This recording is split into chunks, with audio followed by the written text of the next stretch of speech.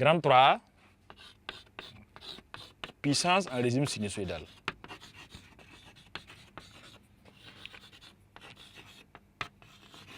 Puissance en régime sinusoïdal.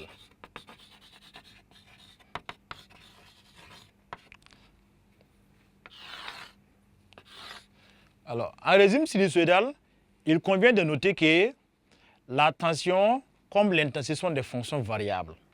Ça veut dire que la tension est sous la forme U de T égale à U racine de D cos oméga T plus phi, et l'intensité peut se noter sous la forme I racine de D cos oméga T tout court. Donc, pourtant, depuis les classes de troisième, nous savons que la puissance, c'est le produit de la tension par l'intensité. Donc, alors, ça veut dire que pour avoir la puissance instantanée, que nous allons appeler puissance apparente, elle est définie alors P de T égale à U de T fois I de T. Donc, voici la puissance instantanée qu'on va appeler la puissance apparente. Donc, puissance apparente. Mais le plus utile qu'on dit dans les circuits RLC, c'est surtout évaluer quelle est la puissance moyenne consommée dans un dipôle RLC. Donc, à travers les relations mathématiques et les transformations, on peut retrouver que la puissance moyenne est définie par la puissance moyenne. Donc, sa formule, c'est P, M égale à U fois I, donc U efficace fois I efficace, fois cosinus phi. Cosinus phi désigne les facteurs de puissance, ou cosinus phi est les facteurs de puissance. Est le facteur de puissance. Donc, nous avons vu dans les paragraphes passés comment avoir cosinus phi avec les diagrammes de Fresnel. Pour avoir le cosinus phi, on avait dit que ça fait le côté adjacent sur l'hypoténuse qui était Z. Donc, ça faisait R sur Z. Donc, cos phi habituellement est égal à R divisé par Z.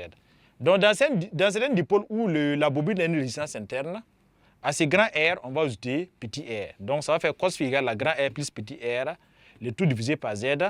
Ce qui veut dire que la puissance moyenne peut donner alors Pm égale à U fois I fois cosinus, on va remplir cos phi fois R sur Z, fois R divisé par les Z. Donc, voilà ce qu'on peut dire par rapport aux puissances moyennes qu'on peut avoir dans un dipôle RLC. Et le facteur de puissance est important dans les circuits électroniques car ça permet de faire des ajustements pour avoir des fréquences souhaitées pour qu'on puisse avoir ce qu'on appelle la résonance, pour avoir des puissances maximales en fonction des résultats souhaités. Donc, en fonction du réglage là, on peut manipuler de sorte que ces facteurs de puissance soient égaux à 1. Ça va nous donner une tension, une puissance moyenne qui est maximale à travers les réglages qu'on peut manipuler. Donc, 16 élèves, 16 apprenants, c'est en gros ce qu'on peut dire par rapport aux puissances moyennes. Retenez que la puissance moyenne, ça fait U fois I fois cosinus phi, où cosinus phi est appelé facteur de puissance. Et ce cosinus phi-là va se calculer en appliquant la formule cos phi égale à R sur Z. Donc, nous allons poursuivre rapidement pour aller au paragraphe grand 4 maintenant, où nous allons voir la résonance d'intensité. On a vu précédemment que le déphasage phi peut être positif ou négatif, mais aussi il peut être nul. Donc, dans les cas où le déphasage phi est nul, nous disons que nous sommes à la résonance d'intensité. Donc, nous allons voir au point grand 4 la résonance d'intensité.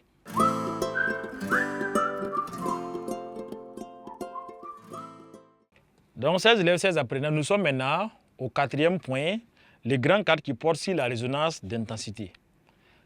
Donc, grand 4, résonance d'intensité.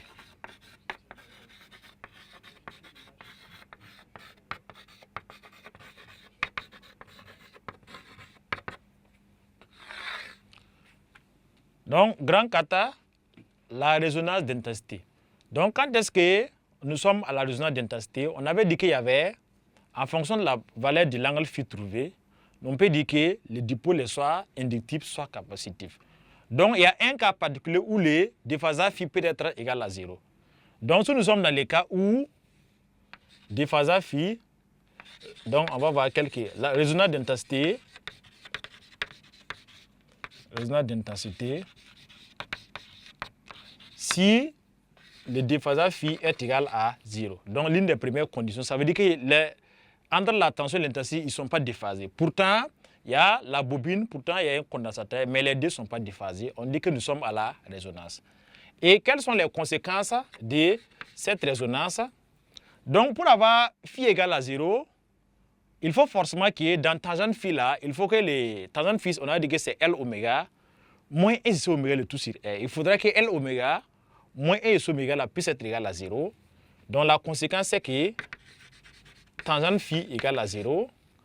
Et si tangente phi égale à 0, ça veut dire que L oméga moins 1 sur oméga vaut 0. Donc voici la conséquence de la résonance d'intensité. Et lorsque nous valsons les 1 sur oméga de l'autre côté, nous aurons alors que L oméga est égal à 1 sur oméga. Donc si on transpose l'autre côté, le moins va partir. Donc ça reste L oméga est égal à 1 sur oméga. Donc cette relation que nous avons écrite nous permet de tirer la valeur de l'inductance à la résonance, de tirer la valeur de la capacité à la résonance ou de calculer la pulsation à la résonance.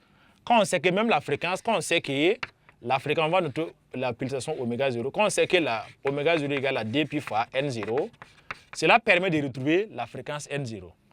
Donc on va s'intéresser au de la pulsation oméga 0. Donc si nous voulons pulsation oméga 0, la pulsation oméga 0 à la résonance, alors on va transposer le oméga 0 là-bas, ça va faire oméga 0 fois oméga 0, ça fait oméga 0 carré, et les L on va les transposer à droite. Donc comme il les multiplie, il va descendre en bas, ça va faire égal à 1 sur CL. Donc nous aurons alors que oméga 0 carré égale à 1 sur CL ou bien 1 sur LC. Donc par conséquent, oméga 0 va faire 1 sur racine de LC. Donc voici comment avoir la pulsation de résonance. On peut aussi avoir la fréquence de résonance. La fréquence de résonance, comme on utilise la fréquence N0. Pour l'avoir, on sait que oméga 0 ça fait dpi N0. Donc pulsation ça fait dpi fois la fréquence N0. Donc pour avoir N0 ça fait alors oméga 0 sur dpi. Donc nous aurons alors N0, oméga 0 sur dpi. Donc ça revient à prendre ce oméga 0 qui est là, divisé par dpi. Donc ça divisé par dpi, nous aurons alors que ça fait 1 sur dpi racine de LC. Donc voici ce que nous aurons pour la valeur de la fréquence N0 lorsque nous sommes à la résonance. Résonance également, on va s'intéresser à l'impédance et à l'intensité du courant. Donc l'impédance, alors à la résonance, nous savons qu'on a dit que L oméga moins S sur oméga égale à 0 à la résonance. Alors qu'on sait que les Z traditionnellement, on va rappeler les Z traditionnellement, Z est égal à la racine de R carré plus L oméga moins S sur oméga égale à 0.